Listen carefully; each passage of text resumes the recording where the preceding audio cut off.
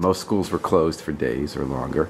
Your school wasn't closed at all, was it? That's right. We actually stayed open the entire time, and what we did was we had the students learning from home, and our teachers did their lessons from their homes. Because as long as we felt that as long as the students and the teachers had power, that school should go on. There wasn't really a need to cancel classes. So what we did was we set up our classrooms virtually, and that's sort of, because we like to think of ourselves as a 21st century school.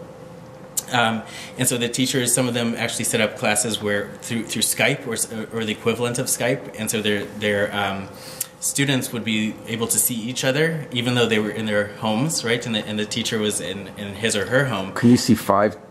How would they move to see which kids they saw, which teachers they saw? Well, there's different software programs where on the screen you can actually see the faces, and so you're. Oh right, I've done that. Yeah. There's different clients that can do that, and so everybody's basically looking at each other, even though they're in. So your kids must be places. Pretty web savvy. They're pretty web savvy, probably more web savvy than me and the teachers actually, but they were able actually to continue their. Were learning. they able to have side conversations the teacher couldn't hear because of Google? Oh no, the teacher was able to restrict chatting features and so on, but So did all classes take place in every day of the Blizzard? Yeah, actually every class took place every day during the Blizzard. So we call that synchronous learning when the classes are everybody's able to see each other and everybody's talking. SYNCHRONS. Yes, synchronous learning, which is becoming a trend now in education to do virtual learning that way synchronously.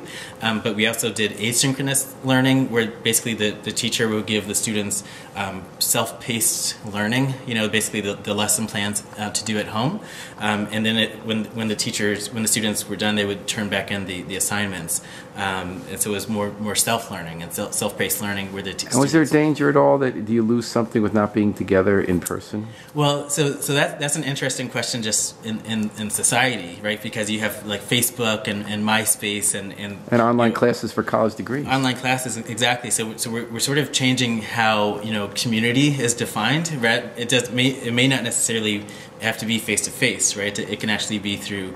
But is something lost in your opinion? Yes, so I don't think we would ever get to the point where at the Jewish high school we would do only online learning. But I think in this case, I think we were able to do it for the 3 days that we weren't. Right. In school. Like, did you have prayer services online? No, but that's an interesting question. And no gym.